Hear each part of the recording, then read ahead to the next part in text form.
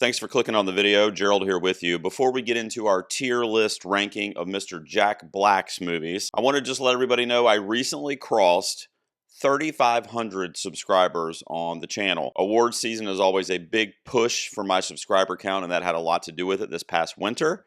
But you guys have continued to stick with me. I've got a lot of new subscribers as well, and the response has been amazing. And do not forget, if you're not subscribed, please do so, because I'm giving away a custom canvas poster of Anora featuring Mikey Madison. You can enter up until May 31st, and all you have to do is subscribe to this channel and leave a comment on any video between now and May 31st, and I will enter you into the contest for that beautiful Anora poster. And I just want to say thank you to all my regular subscribers and all my new subscribers. I love talking about movies. It's literally what I live for. Well, that and my children, I suppose.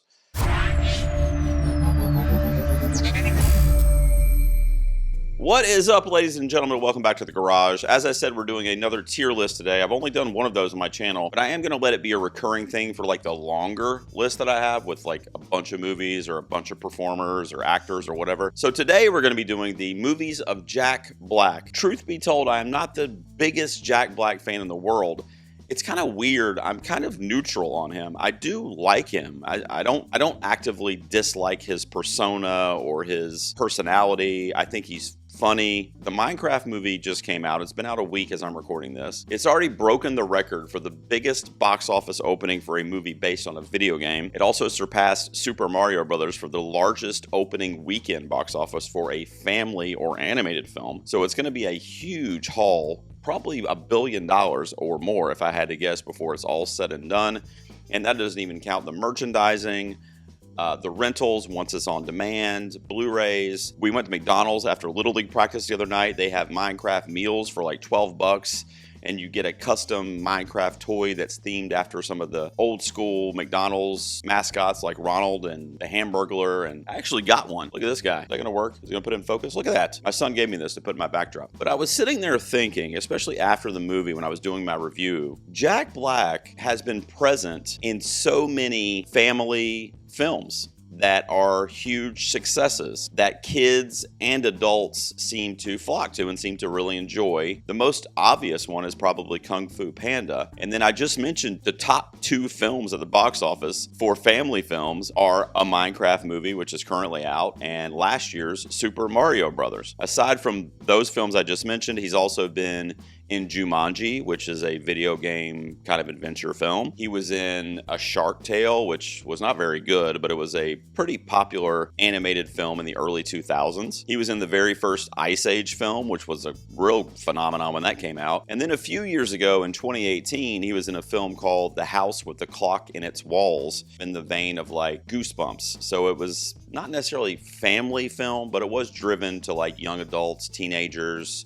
like the Diary of a Wimpy Kid kind of era of kids. And it just got me thinking, let me take a look at his resume and his catalog here. And I started ranking them for myself. And I said, you know what? Let me throw it up on YouTube for the old subscribers. The parameters I kind of gave myself is that Jack Black obviously has to be in the movie. And he has to be established enough in the film to where I remember the performance if I haven't rewatched it. There's several films on this list that I've only seen once, maybe twice.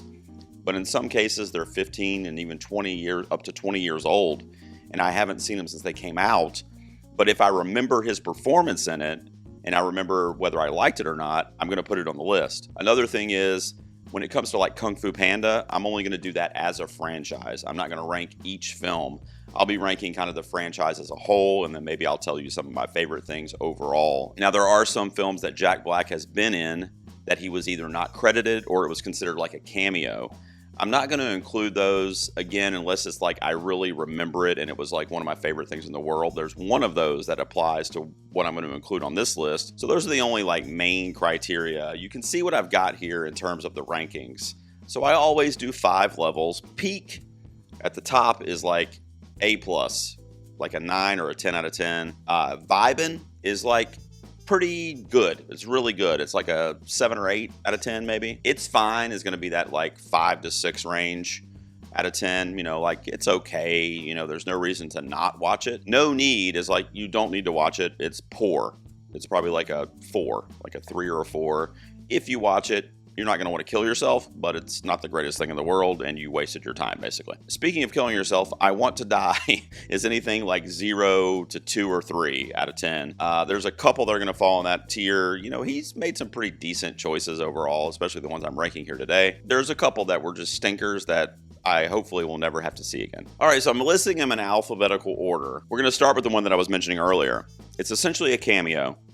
It's like a 30-second scene in Anchorman, The Legend of Ron Burgundy. I'm dumb. I get it. I'm stupid. I'm like a 12-year-old with that movie, but I love Anchorman. I just do. It's one of my favorite comedies.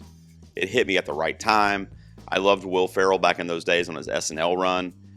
And there's a scene in Anchorman, if you've seen it, you probably know because it's extremely memorable, which is why I'm including it on this list. But Jack Black is riding a motorcycle, riding a Harley over a bridge. Ron Burgundy almost hits him with his car, actually does kind of hit him with his car. So Jack Black crashes on the motorcycle, gets off the motorcycle very angry, road rage situation. And anyway, he's yelling at Will Ferrell, and he ends up kicking Will Ferrell's dog Baxter off the side of the bridge into the river. You destroyed the only thing I love. All right, there it is. What do you love? I love poetry, and a glass of scotch, and of course, my friend Baxter here. Well, guess what? Now this is happening. Excuse me. Excuse me. What are you doing? That's how I roll. I don't know, this is the dumbest shit in the world. But that scene with Jack Black, I'll never forget it. It was like literally a 30-second scene, and I think that's the only time he shows up in that whole franchise. But we'll start with Anchorman, and since I'm ranking the movies, obviously Jack Black has nothing to do with this really, except for just being hilarious in that scene. But for me, Anchorman is peak cinema. So we're starting out with a doozy. I'm putting it in the peak tier. Next up is a bit of a hidden gem called Bernie. This came out in 2011. Directed by Richard Linklater. So I feel like not enough people know about this movie, or at least I should say not enough people talk about this movie.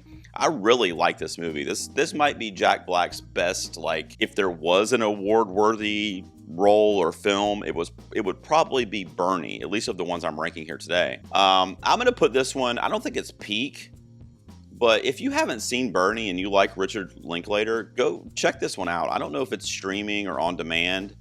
But again, from like a performance perspective, it might be Jack Black's best performance, but I'm going to put it on the vibin'. Now we have another peak one here next, and that's The Cable Guy starring Jim Carrey. I actually think Cable Guy could have been nominated for Jim Carrey for Best Actor. I really do. Like, he has such a weird, creepy, wannabe, kind of like loser, but it's not a great performance by Jack Black, honestly. In fact, he's probably the least favorite thing for me performance-wise in the movie, because I do love Gretchen Mol. I love Matthew Broderick, who I think does really well, and then Jim Carrey is just off the charts amazing in this film. And Jack Black's a little bit out of place, out of his element a little bit. He's very dry and monotone in this movie, not a lot of animation to his character. So he's in no way the reason why, but Cable Guy is one of those peak movies for me, especially in Jim Carrey's catalog. I love this film. A really small role for Jack Black in Dead Man Walking also, but guess what? That's also a peak film. A lot of people don't know this is a movie directed by Tim Robbins, and Susan Sarandon is the star. It also stars Sean Penn, who got award notoriety that year for Dead Man Walking, and rightfully so. It's a pretty brutal human story. If you haven't seen it, it's from 1995. It was right in that era for me personally when I was like hitting as a cinephile. Like, I was going to the movies every week starting in like 94. Jack Black plays Sean Penn's brother, younger brother. This is a pretty early role for Jack Black in 95.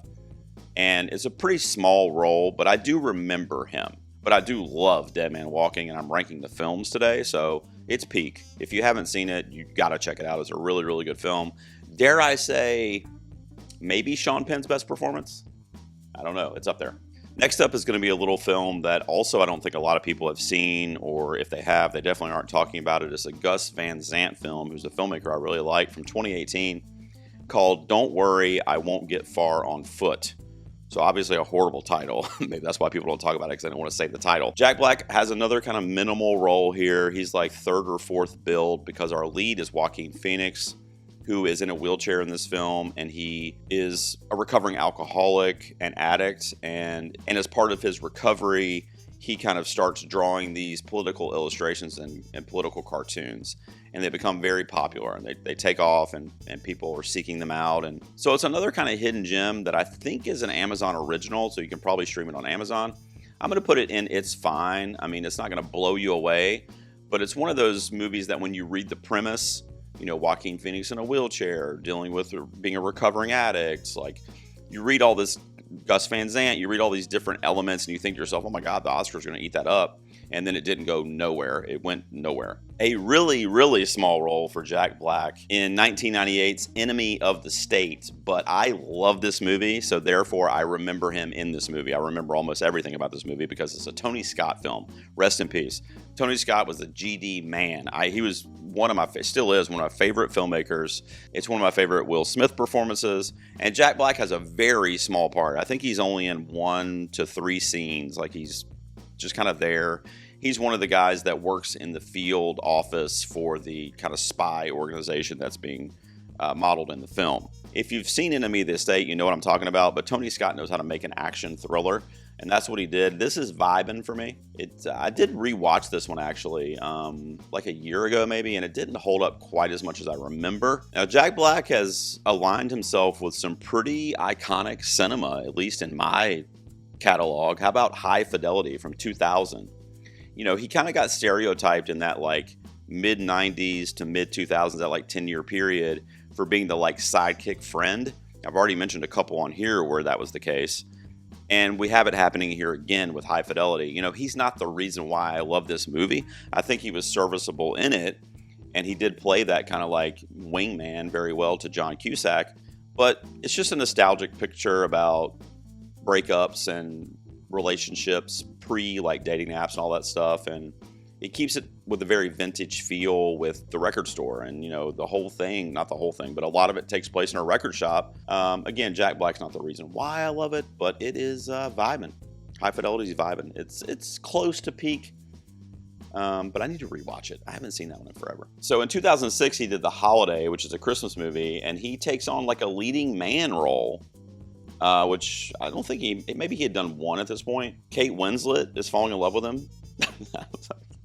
This is going to sound bad. I mean, I like Jack Black. Don't take this the wrong way. I'm not a great looking dude, okay? But I don't see that, okay? Kate Winslet is a freaking goddess among us, okay? Nobody's good enough for her. I don't think Jack Black is either. I'm sorry. The believability of it aside, it is a very heartwarming holiday film. I love the film, The Holiday. I really do. It's Nancy Meyers, okay? So am I the demographic for that? No. Am I a sucker for that kind of shit? Yes. And I think it's a great film. It's one of my favorite Christmas movies, actually. So I'm also going to put that one on Vibe, and I almost went peak for that one. But then I was like, they're going to come at me if I put a Nancy Meyers film as peak. Next will be the one I mentioned earlier that is kind of in that family film realm, but it's like a little edgy, kind of like Goosebumps, you know, like kids will like it, but smaller kids might be scared, you know, that kind of thing. Like a horror gateway kind of film, which I love that kind of shit. But it's called The House with a Clock in Its Walls, based on a YA book series, I believe. It was, it's fine. You know, it's fine. It's not, you know, if you have kids that are in that like 12 to 15 range, they'll probably really, really like this. I didn't take my son to see it when it came out because he was only like 6 at the time, and I was like, I'd probably be scared. So he's actually never seen it. He's 11 now, so I'm kind of curious if he would dig it, if he saw it now. But Jack Black's great. I mean, he carries the role, and now he played Zeke in Ice Age, the first one, and then did not return for any of the other films. Ice Age is good. You know, it came along, I'm going to put it on the Is Fine tier. Ice Age came along in 2002, and it kind of had that boxy digital animation, which I think was the intent to be a little bit different. But also I can remember thinking that it kind of seemed outdated at that point because of what we were getting from like Pixar and Sony animation. It was like, it seemed a little like behind the times. And even when I revisit it today, it just seems like the animation's a little old, even though it came out in 2002. It's fine. You know, if you have kids, watch it. If you don't. Jumanji, a series of films, by the way. So I'm going to be ranking the whole series initially. I'm okay with it. I mean, I know it's a remake or a reimagining from the Robin Williams classic, which always kind of bugs me a little bit when they do that as opposed to being original. It wasn't horrible. I mean, it's, I'm going to put it on it's fine, right? I mean, I don't think it's no need. I think you can give it a go and watch it. The second one I did see, but I got to be honest with you, I don't know if I even really remember if I liked that or not. And I looked earlier, I didn't rank it on Letterboxd. I must have seen it before I had Letterboxd. So I honestly can't even remember if that was good or not. But anyway, it's another one that I would put on it's fine, Jumanji as a series. The dude makes good choices. How about 2005's King Kong from Peter Jackson? Peter Jackson, obviously Lord of the Rings fame. I equate it kind of to what Del Toro is about to do with Frankenstein. Peter Jackson was a huge King Kong guy. That's like his movie. That's like his magnum opus that he's aspiring to get to. The journey that he wants to end is like King Kong, And he had a chance to do it, and it turned out really well. It was a very emotional take on that kind of classic Hollywood story, but also like a creature feature. And Jack Black is memorable in the role. Again, I remember thinking he was a bit miscast, but he's good enough in it, and the movie is so good, and Peter Jackson's direction is so good that frankly it doesn't really matter. So I'm going to put it on Vibin'. I would probably give that one easily like an 8 out of 10. It's really, really good reimagining of the King Kong kind of legacy from Peter Jackson. Now we have to rate the Kung Fu Panda films. I don't remember all of them. I think I've seen them all. I would say the series as a whole, it's fine. I think, from what I recall, I think I like Kung Fu Panda 2 the most. I think that was the one with the really creepy villain that was voiced by Ian McShane, if I'm not mistaken. It was either 2 or 3. Whichever one that was probably my favorite one. Every single scenario, it's like, okay, Panda's like can't learn, Kung Fu, and he stumbles his way through and ends up being the hero somehow. And it's the same shit every movie, So it's not that it's not enjoyable. It's just like, as an adult at least, you go, okay, what else is there to this? Nothing? Okay, well, I guess we'll see at the next sequel because it made $1 billion.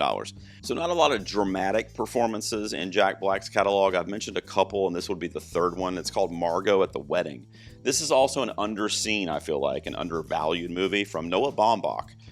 You guys will probably know that name if you follow award season because he's always kind of popping up here and there, whether it's director or screenplay, most recently for A Marriage Story. And obviously he's famously married to Greta Gerwig, the Barbie director. So this is a movie that is a family drama that takes place at a wedding. The two sisters are Nicole Kidman and Jennifer Jason Leigh, and they're estranged, and Jack Black is there as the fiance. They don't get along. She doesn't think he's good enough for her sister because he's basically an unemployed artist, from what I remember, or a musician maybe, and doesn't have a job, and they're about to get married. So that's a bad formula anyway, so I kind of am with Nicole Kidman on this. But it's got that kind of like Noah Baumbach juice to it. It's got that aura to it, and it's an early kind of vision for what we were going to get with a movie like Marriage Story. So I like it for that reason. It's written phenomenally well, great screenplay, great Nicole Kidman performance. I remember that also. Jack Black, again, seems a little out of his element here. So I don't like this movie for him necessarily, but he's in it. And I remember him in it. So I'm ranking him. I want to say vibing on this, but I also haven't watched it in so long that I'm going to say it's fine. It would probably be right around 6 or 7 for me off the top of my head from memory. Talk about a small role, another small role that I almost didn't put on here, but I do remember him in Tim Burton's Mars Attacks from 1996. He basically plays a soldier during this alien invasion, and it's a bit part, and he doesn't really do anything to carry the narrative forward. But for some reason, I remember him in this movie. So many other people I remember even more, for sure. Jack Nicholson, obviously. Glenn Close is in the movie. Powerhouse people. Danny DeVito, Pierce Brosnan. Martin Short was freaking hilarious in this. Who else? Annette Bening is in it. Sarah Jessica Parker. Ton of people in this film. They all showed up for Tim Burton. And it is a weird, wild movie that is borderline family friendly, but still kind of like creepy and weird to where the kids might be like, what the hell did you make me watch? Jack Black's in it, so I'm going to rank it. It's really, really close to being peak for me, but I'm going to say vibing because it would probably sit around an 8 or so out of 10. And we're getting through here. I'm going to run through these last few, hopefully pretty quickly. A Minecraft movie. I did a full review on the channel of that one, as I mentioned. You can check it out. I am shocked that I'm not putting it on one of these two tiers. I would have thought for sure that's where it would have gone before I went to see it, but it's fine. You don't have to be a player of Minecraft, which is what really impressed me about it. Now, I did have my 11-year-old there who freaking loves this game and knows every in and out of everything that's ever happened in the game. the lore or whatever, how to play it. So he was keeping me invested and like telling me how cool different things were.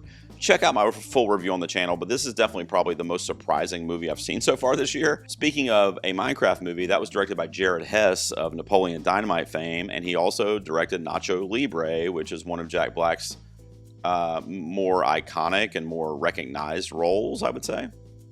And that is vibin'. That's like another 8, maybe even a 9 for me. It's like Napoleon Dynamite vibes, but with a lot more kind of like action mixed in. Where he's, playing a lucha libre wrestler or a wannabe lucha libre wrestler, and it's just funny, man. It's just like really weird scenarios, and Jared Hess has a knack for doing that, and Jack Black in the leading role playing just a weird dude, and it works. So there's this little film in 2002 called Orange County, which stars Colin Hanks, who is Tom Hanks' son, and Jack Black plays his best friend in the movie. They're college kids, basically. So in 2002, it was a little maybe unbelievable that Jack Black was college age, but he was. I remember being like okay with this film at the time, and then I revisited it like 10 years later, and I was like, this is not very good at all. So it's one of those that definitely is a time capsule. I think in the early 2000s, late 90s, early 2000s, this kind of movie made sense. It's like a movie with a lot of dick humor and like trying to get laid and like, think like American Pie, but you're not going to remember it kind of thing. It's not bad, but at the same time, I'm gonna have to finally put something on one of the bottom tiers, and I'm gonna put it on no need. I don't think you need to watch this. I think the only reason that I would suggest you to watch Orange County is if you just love those raunchy comedies from like the late 90s. Otherwise, you don't need to. So it would probably be like a 4, maybe 5 out of 10 for me. Now I say that, but the next movie is also a raunchy comedy. Also with a lot of dick humor, and also really stupid. Turn your brain off, smoke a bowl, and watch it. It's called Saving Silverman. So that came out the year before in 2001. Jason Biggs of American Pie fame and Amanda Peet are in the movie with Jack Black and Steve Zahn. So Jack Black, Steve Zahn, and Jason Biggs are 3 best friends, and they have a Neil Diamond tribute band. And they play Neil Diamond songs throughout the whole movie, really. And Neil Diamond's in the movie. He makes a cameo at the end of the film when they like go to one of his concerts and they get kicked out because they're like creeping him out. This movie is so stupid, dude. I love it so much. But the premise of the movie is Jason Biggs starts dating Amanda Peet, and she's overbearing and controlling and won't let him be in the band and won't let him hang out with his 2 friends on football Sundays and all this kind of shit. And so Steve Zahn and Jack Black come up with an idea to kidnap her, to make Jason Biggs feel like she's gone so that he'll start hanging out with him again. Really stupid.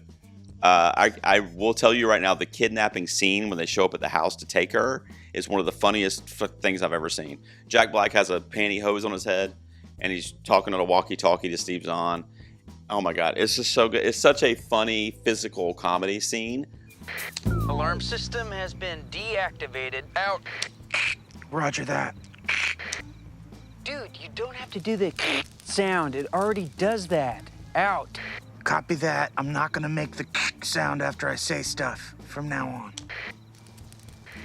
J.D. McNugent, over and out. That was the last one. And I used to watch this movie all the time because I was stoned when this movie came out. And I had it on DVD, and I would just sit there high on my couch in college. Well, not in the college, but when I was going to college, watching this and other movies like it and just cracking up at the senseless, dumb humor. So it has a soft spot for me. So Saving Silverman, I'm not going to go crazy.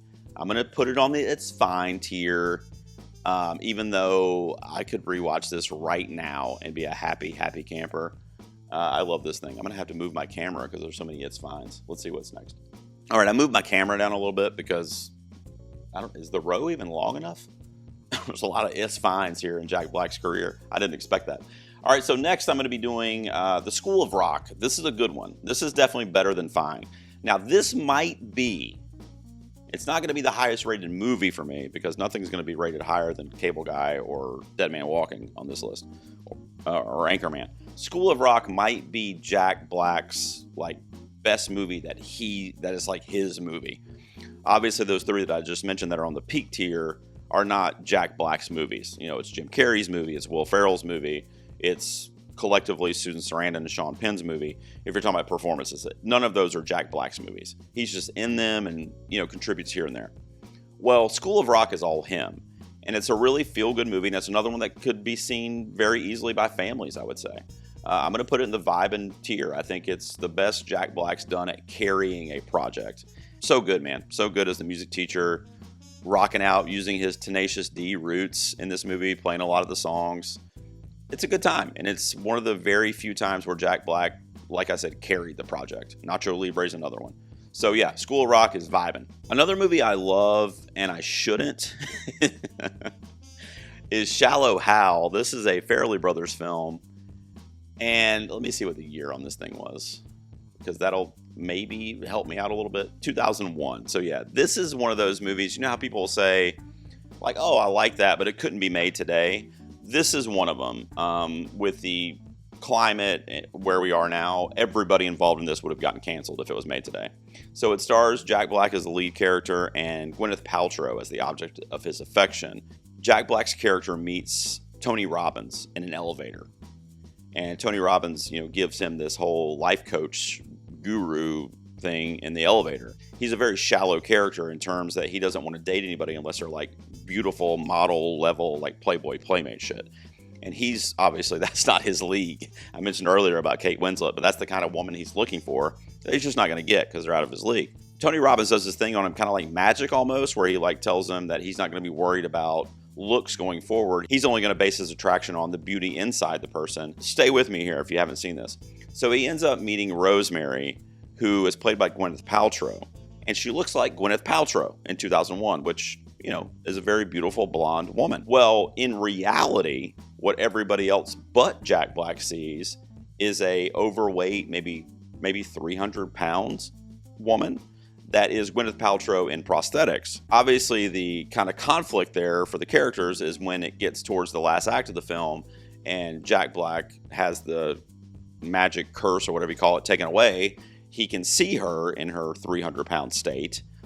And so now he's fallen in love with her, but he's fallen in love with what he saw, which was Gwyneth Paltrow. So now does he still love her? It's the same person, but not physically. So does he still love her? So it's a very problematic kind of like story. It was filmed in my hometown, first of all, in Charlotte, North Carolina. It was filmed there.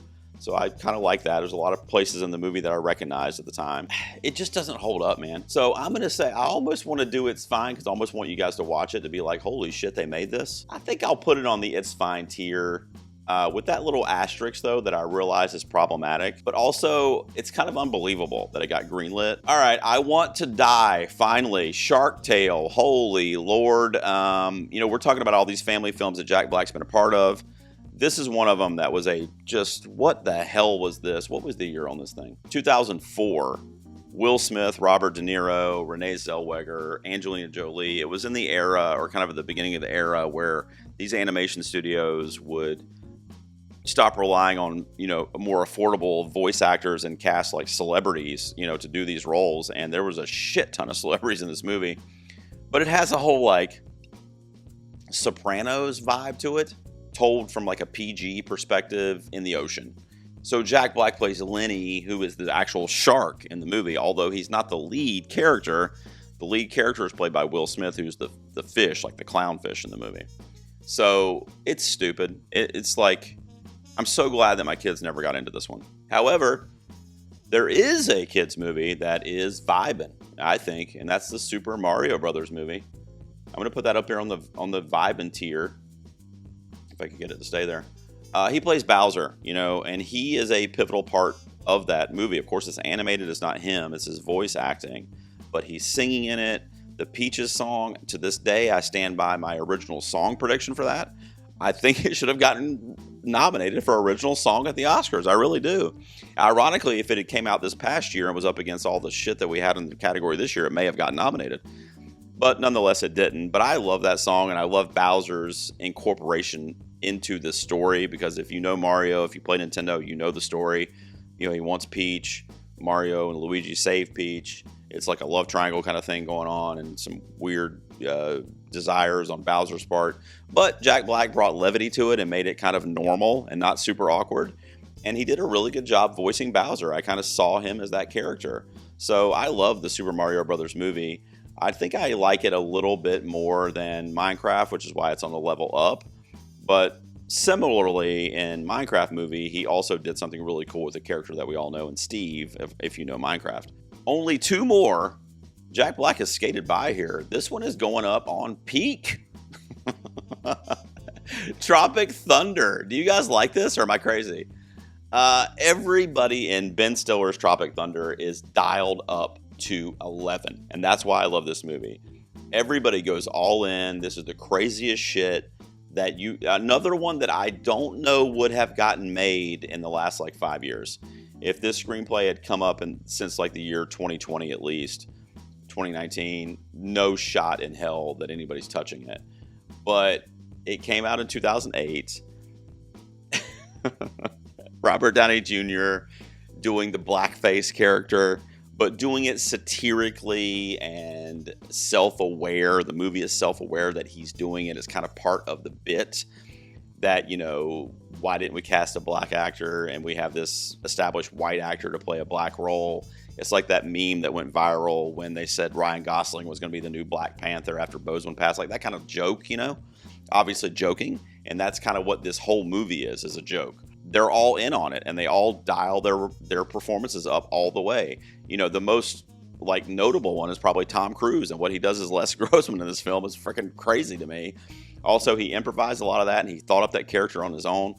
And you shall receive. All right. You play ball, we play ball. I know you want the goodies. Welcome to the goodie room. You paying attention? Because I'm talking G5 for pickup. That's how you're gonna roll. No more frequent flyer bitch miles from my boy. Oh yeah. Player. Really, really funny satire. And I love when Hollywood takes jabs at itself, and Ben Stiller gets the joke. Am I crazy? Is this seen on that level of like, we shouldn't watch this because it's problematic? Or is it seen like, yeah, it's problematic at its core, but it's okay because they were purposefully being problematic to call out being problematic, right? That's how I see it. Let me know if I'm crazy. I don't know. And Mr. Jack Black skated by the whole time. And he only ended up with 3 films on these bottom 2 tiers. But Year One came out in 2009. It's a film that I really wanted to like, and I just remember it didn't hit with me because they didn't go in on the humor. They didn't go into the premise that they had it, And they had Harold Ramis, a pretty legendary person in Hollywood, and filmmaker and actor. And they had him as the director. You had Jack Black, and you had Michael Cera. I freaking love Michael Cera. He's easily my favorite part of this, by the way. His deadpan delivery as this caveman is like fucking gold. But that's really the only good thing about the movie. It just was not good at all. And again, they didn't take advantage of what they had. The tagline says, when a couple of lazy hunter-gatherers are banished from their village, they set off on an epic journey through the ancient world. Basically, they're like stoners in the BC era. Great. It's a cool concept, but you didn't do anything with it. And you had Michael Cera, Olivia Wilde's in here as like a hot cave woman, Hank Azaria, I remember. So there you go. And that's the catalog of Jack Black. Now, I only put the movies that I've seen, obviously, and also I've only put the ones that I've seen and I remembered him in them. So there's the tier list in front of you. It looks like a lot of like 5 to 7s in his catalog, which I would say is pretty accurate. And even the ones that are on that top tier that are peak for me, none of them are because of Jack Black. You could maybe say Tropic Thunder because it's a bit of a 3-hander, but for me, that's really Stiller, RDJ, McConaughey, and Tom Cruise for sure. And the direction of Stiller, too, is great in that movie. Jack Black's serviceable, but he's not like the reason I love Tropic Thunder. And then he's got a few duds down there. I think Shallow Hal could drop down to No Need To, but I just have fond memories of that movie when it came out. The Farrelly brothers are fearless comedic filmmakers, so it's fine. Are you a fan of his filmography? Did I do good on this tier list? Did I miss it? What movie's not on this tier list, because I haven't seen it, obviously, that should be? What's Jack Black's favorite movie of yours personally? Is he an actor that kind of flies under your radar like he did with me? Like, it's weird because he's like such a notable figure in Hollywood, but at the same time, I'm like never really thinking about him. I'm going to do these actor or actress or maybe directors tier list occasionally when it's in the news and when it's notable based on whatever movies might be out. So this is the first one because of the Minecraft movie success for Mr. Jack Black. Let me know what you thought of this tier list, and let me know what you think of his catalog down below in the comments. And don't forget to subscribe and comment so you can get entered into that Anora poster contest giveaway. I'm so excited to be giving that away in a little over a month now. Thanks for tuning in, guys. I'll see you guys out here next time in the garage.